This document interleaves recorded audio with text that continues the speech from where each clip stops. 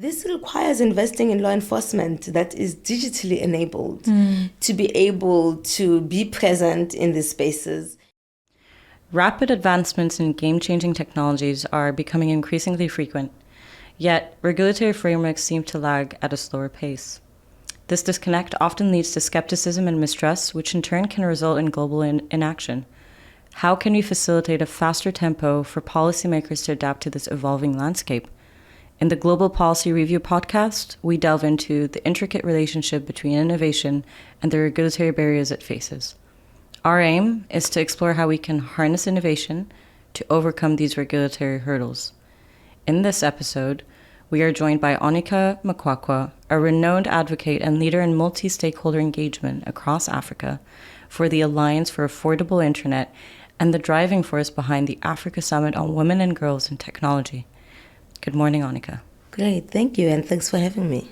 Absolute pleasure. So we're going to start off with some heavy questions, but we do look forward to hearing more about your work in Africa, some of the experiences you've had firsthand. So let's start off by, checking in. How do you see the absence of content moderation rules in the online space having a significant threat to women's safety online and women's rights? We tend to think that the violence that women experience online only stays online. But unfortunately, it has a real life impact, right? It follows them also offline. But that's because online is simply a reflection of society and not just this different world that is unconnected to our reality. But the greatest effect that the lack of content moderation is having is that it's leading women to be silenced online. And that also contributes to the digital gender gap that already exists, where women are now opting to stay away from engaging online after so much has been invested to close the digital gaps. We actually are failing to manage and ensure safety online so that women can truly enjoy the space there. And I think most significantly is that it also has an effect on the next generation. Of course. So many young women now are opting to not even engage in most of these. And this undoes investments in development that go years back and millions of dollars that have been invested in developing girls who are outspoken, who are confident, who are leaders. And now they're seeing that that kind of behavior is threatened when they're online.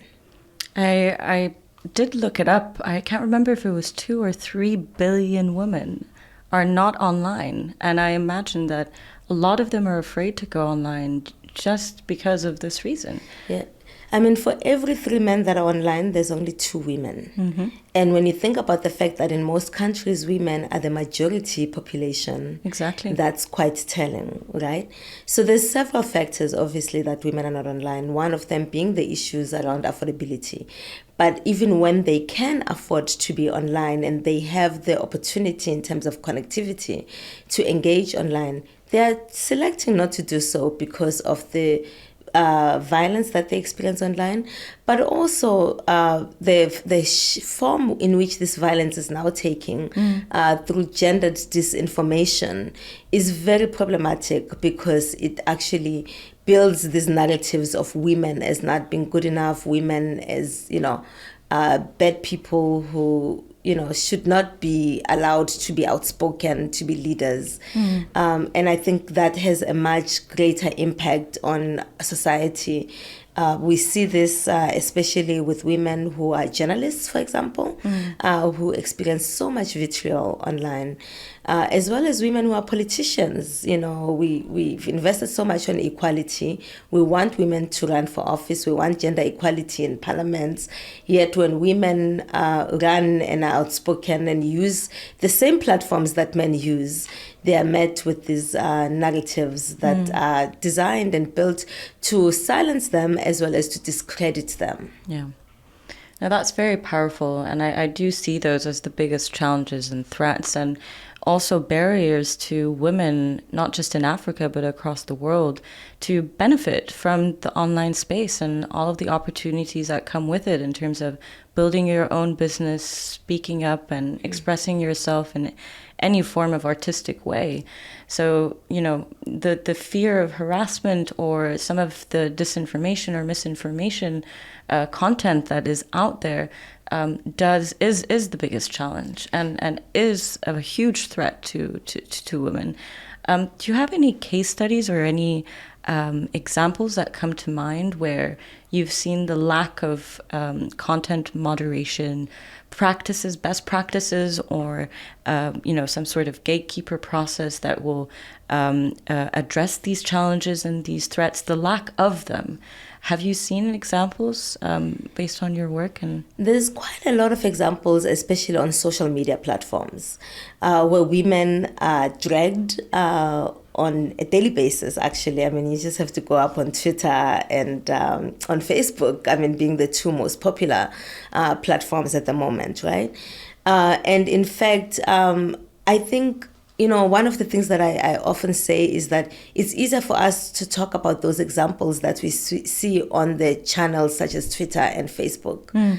However, there's also WhatsApp, which is a closed channel, right? Where not everyone can see the misinformation that you are posting or the meanness that you are posting towards someone.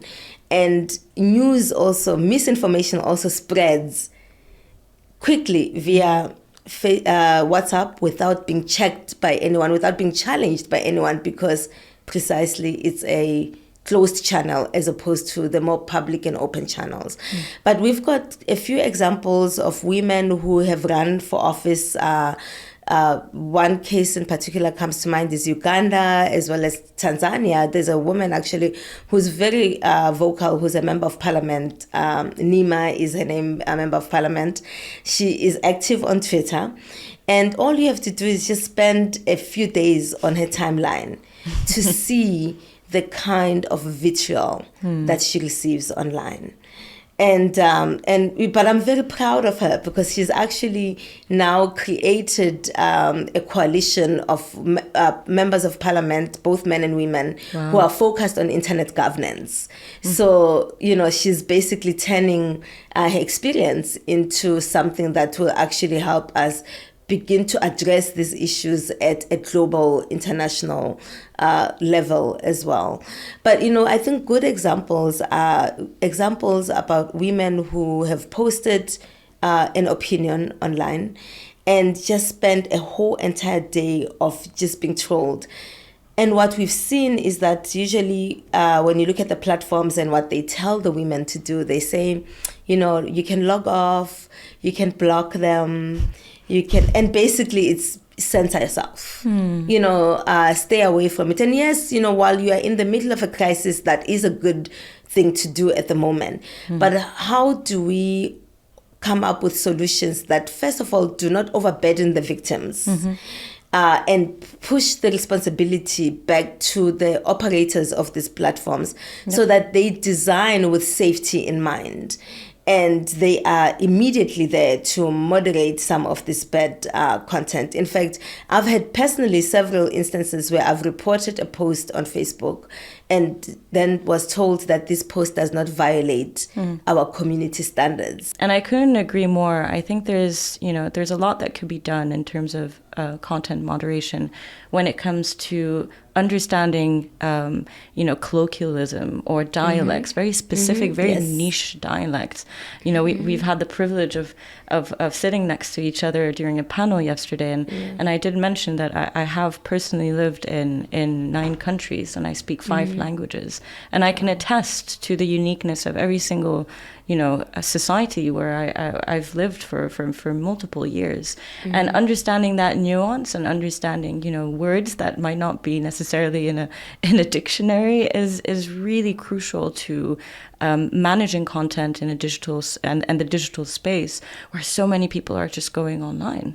I couldn't agree more, and again, thank you for all your efforts. So what's powerful is at an individual level, it is for us as users and contributors to the digital space to flag and to proactively seek out those sorts of posts and making sure to point out that they must be removed and they must be removed immediately. But in your opinion, where does government come in and what role should they play within this challenge? I think government has actually been missing a lot in this conversation around content moderation. Where government could really play a role is one, ensuring that our rights offline are also preserved and can be enjoyed online. We need to harmonize these offline with digital rights so that our online experience does not strip us of our rights. This requires investing in law enforcement that is digitally enabled to be able to be present in these spaces and make sure that there's enforcement and consequence as well for violating some of these rules. Some of the things that happen online are just so blatantly illegal that there should be no need for anyone to even go open a case, but for law enforcement to just come and act the same way they would when they see you speeding down the road way above the speed limit. So I think, one, we just really need to invest in government being present in these spaces and understanding, but also understanding that we need policies that react to where we are. We actually came out with this REACT framework for mainstreaming gender in ICT when we had our first Africa Summit on Women and Girls in Tech in Ghana in 2016. And what the REACT framework actually is about is that, so if you take the word REACT and all the individual letters there, R is that our online experience and policies that shape and mainstream women's participation in online spaces need to be right-based, right? We should not have to be stripped of our rights just because we're engaging online. So the same rights that we enjoy offline, we should be able to enjoy online. So digital rights are really important. Women's rights online are really important. And we should invest in education. I think everyone needs to be educated with regards to ICTs, but digital skills as well. Just now we're telling women, you can control your settings. But we are coming online with different skill level and understanding and the complexity of being able to make a post public or private. So government has to invest in education that moves us towards a digitally literate person. The same way we have a standard for literacy, we need now a standard for digital literacy. So that's the E on the REACT framework. And then access, investing in access and affordability. Part of the reason why women are not online, which is a big reason, is because of the lack of affordability, not just of connectivity, but also devices. They will buy devices for their children so they can be in school, but they will sacrifice themselves and not be the ones to have the device. So we need to work on making sure that there's access to affordable devices. So REA for affordability, and C is really important for women, and that's for content. We need relevant content, but also we are missing an opportunity to invest on women as content developers and creators, right? Women can develop a lot of content. We, if I look at Africans and most communities of color, we are storytellers by nature, and most of those stories are told by women. They are preserved by women from generation to generation. We actually now have a generation that is growing up documenting themselves, whether it was the generation that was rollerblading and videotaping themselves, or it's the generation that's documenting themselves via TikTok. Can you imagine how powerful it would be if we invested on women and on the content economy, of course, to make sure that there's relevant content for women to actually, and it's not extractive as well. We need to be willing to pay the women for generating this content as well. And we need to set targets. We have to set targets for closing the digital gender gap. And that target needs to both be around access issues, but also a target around safe online spaces. Absolutely critical, because we don't want to send women and girls to an unsafe internet. I couldn't agree more. And I would definitely like to, dig into the React program a little bit deeper myself. Sounds very fascinating. When was this? This was in 2016. We had the Africa Summit on Women and Girls in Tech, where we convened women who work at the intersection of technology and policy in Ghana. And we aimed to have minimum 2 women per country participating, and as many more as could afford to make it to Ghana. We reconvened in 2016 as well. So, you can certainly see some of the footage we have on YouTube of the experience. Definitely look that up. It was so powerful. I mean, in 2018, I think the most common thing I heard from the women was that they work in technology and they had never been in a room with so many other women who work in technology. So we have to break the isolation as well, right? We have to also break the panels at these tech conferences that we go to, where it's all male panels, maybe one woman, if any at all. So we are hoping to reconvene at some point again. In fact, next month is our anniversary of the summit. So we are not convening, but we are hoping to re-engage online with the network and plan on when we can have our next convening. Excellent. I might, ask for an invitation there. We had a great group from Egypt in 2016. That was a big part of our summit because we also invited women who had created, tech solutions. And the group called Map in Egypt. This is a group of women in Egypt who created an online web map to pinpoint on the map where women are harassed as they are walking down the street. The catcalling. Wow, of course, and all of that. Like we spoke so the it other day. literally, basically, so the same way when you are driving, there's like high accident zone. We are warned about things in traffic, right, on the road because of all the data that has been collected. So these women were collecting data on women's experiences at bus stops, at train stations, and it's called Map. And in fact, because of that meeting, we were able to also create Map for South Africa to begin to pinpoint and have women identify the hotspots for where they are harassed, but take it a step further to also pin where they find help. If you were being harassed while walking down the street, did someone come to your help? Where did you go? So we are beginning to also not just talk about the harassment, but talk about places where women can go for support.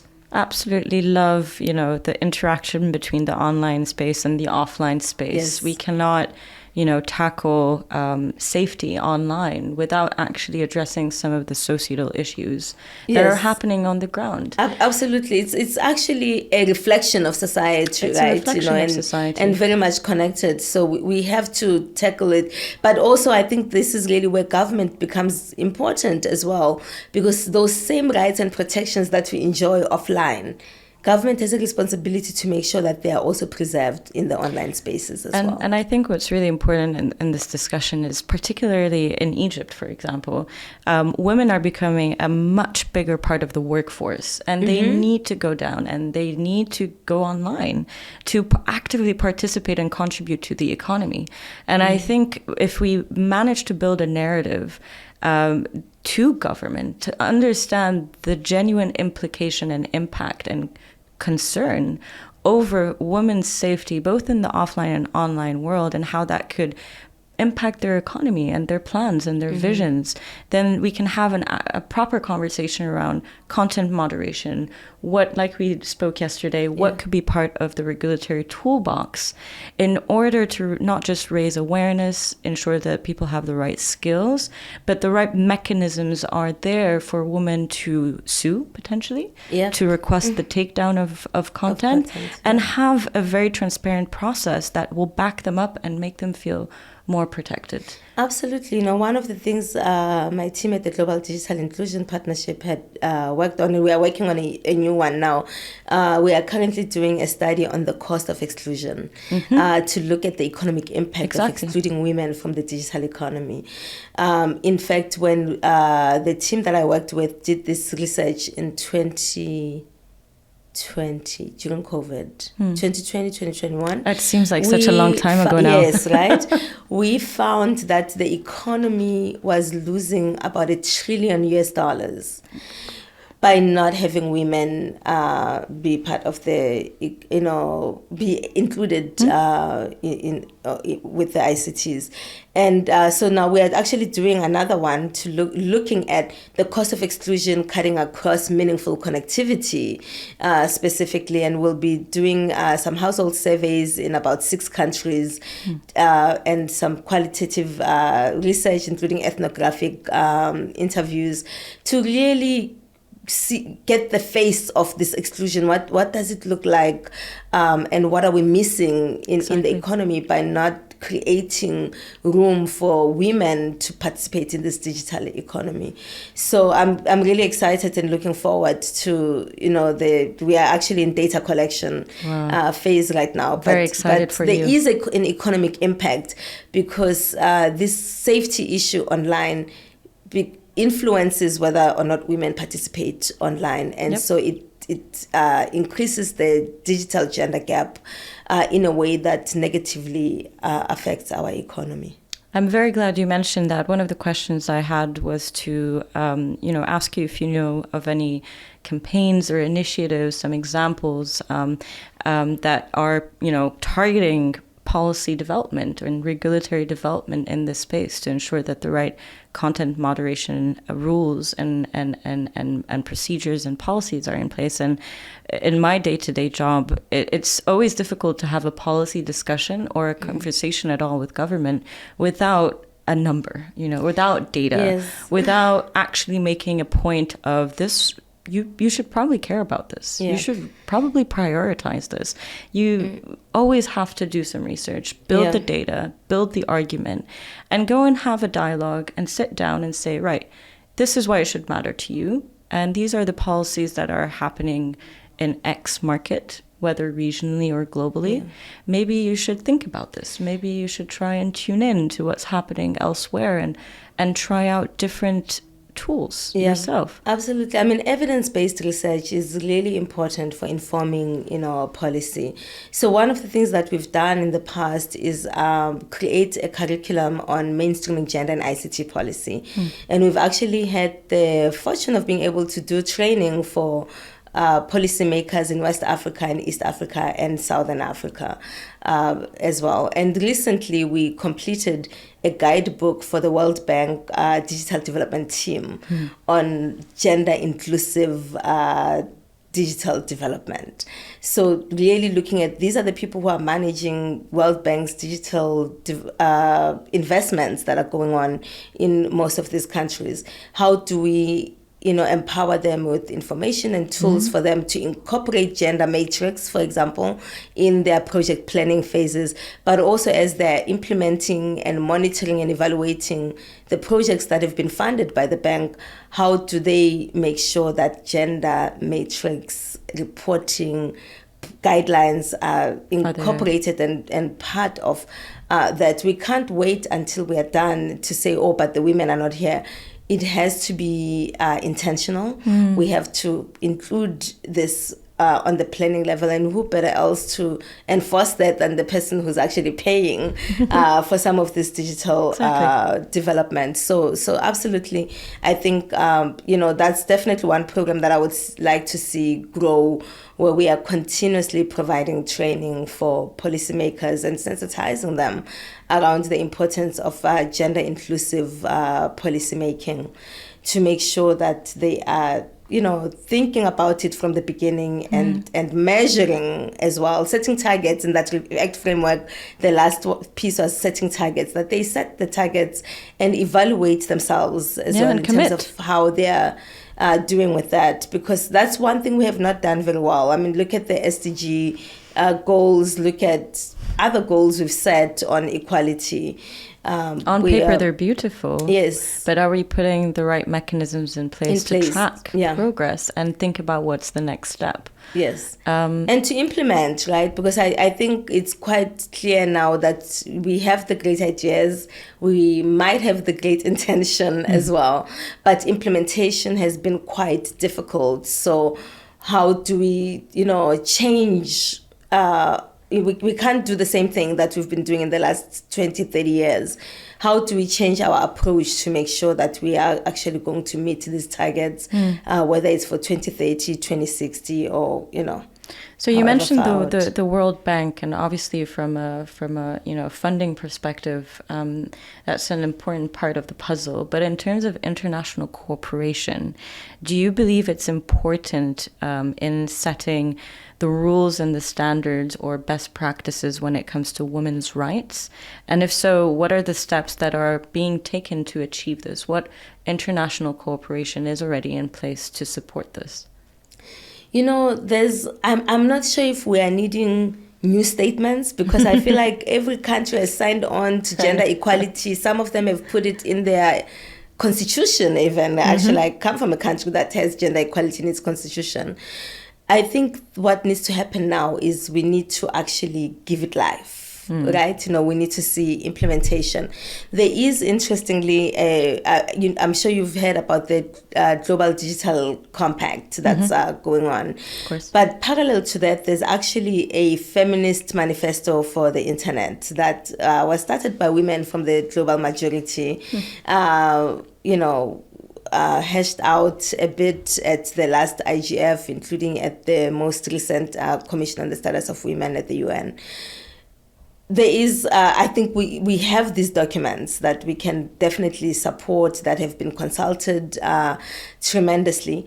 But there needs to also be an investment that we begin to see on actually closing these divides, right? So I know that, for example, there's been more recent announcements through USAID as well as the US government with regards to a Women in the Digital Economy initiative that's being led by the Vice President of the United States. And they made some really strong commitments to the tune of about $60 million from that initiative, as well as other partners coming together collectively to make about $220 million towards investing in women in the digital economy. And I think that's really important.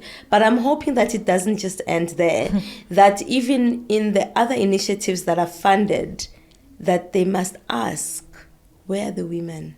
Right? Because women cannot be a side project. Of course. We need to integrate fully equality into all the initiatives.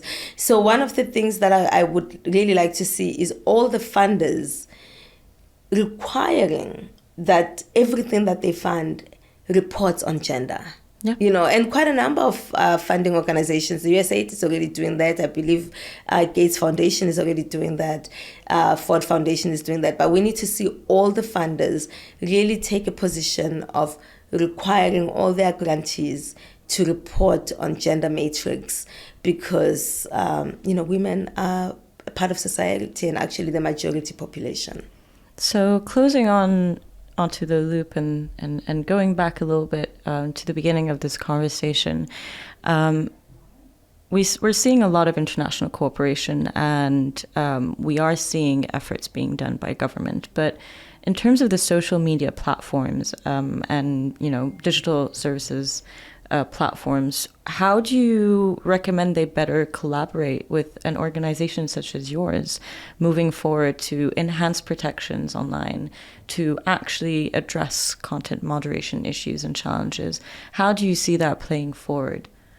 So there's been some effort that started through Generation Equality on the technology, stream of work, to work with platforms around safety. And I think the mentality has to be that they need to design for safety. Safety cannot be an afterthought. So you can't build it, have problems, and then solve them with a commission or a content review committee. That's great, but let's design, the default setting of these platforms needs to be about prioritizing safety. And I think that will make a huge difference, because we've got different skill level in terms of digital skills of people engaging online. So you can't set it up so that the more advanced people are the ones who are able to manipulate their privacy settings better because they are better skilled, they can read English. I mean, we still have that challenge, right? That predominantly the content is in English. So there's definitely a major role and responsibility for platforms to actually take safety into their design and innovation. And we're beginning to see a little bit of that. I mean, I think I mentioned Bumble as a good example of a platform that has really taken the lead in designing for safety. But, Bumble is also owned and led by a woman, and I think she's showing us that it's doable. Yes, she's showing us that it's doable. She has prioritized safety in the design of the platform. And I think that the other platforms can also, begin to build for that. And maybe it's an opportunity for them to bring more women into their labs, bring more women into innovation, so that they are building and designing also with women in mind, and not building for women. In South Africa, in civil society, we have a saying that says nothing for us without us, meaning that if you are designing and building for us, then have us be a part of that design from the planning phase, all the way, and not only when the product is ready for market. And I think that's a big challenge for the platforms. I couldn't agree more. And I think we all have a role to play in this. I think when it comes to content moderation, and when it comes to finding the balance between safety, but also the ability for one to express oneself online and grow and prosper, I think, roles and responsibilities are distributed among the users, among government, and among the platforms. And we need to make sure that we are all in dialogue, speaking with one another, to make sure that we can achieve that goal together and balance both the safety and the freedom of speech of individuals together. Yep, it's a multi-stakeholder responsibility. I couldn't agree more. Onica, it's been an absolute delight and a privilege for me to sit next to you today and have this beautiful conversation. I'm incredibly proud of all of the work that you're doing, and I do look forward to engaging myself with you moving forward. Thank you again. Thank you. Thank you so much for having me. This has been a pleasure. Thank you for joining us in today's episode of the Global Policy Review podcast. If you've enjoyed today's session, please don't forget to tune in and subscribe. We're available on all major platforms, and we look forward to seeing you there.